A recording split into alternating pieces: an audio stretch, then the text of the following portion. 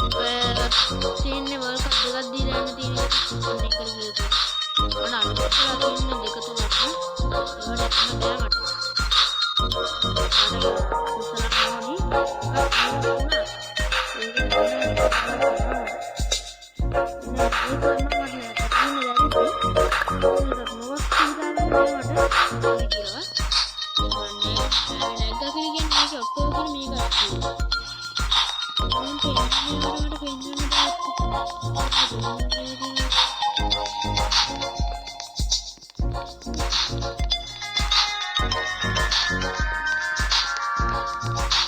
මරු යනවා. මින් තමයි යන්න වෙන්නේ මේක.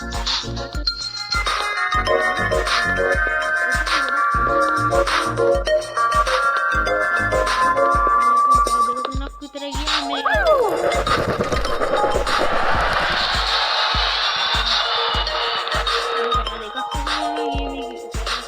දෙකක් එච්චර වෙලාවක් ගියේ නෑ. පොඩි වෙලාවක් ගියේ.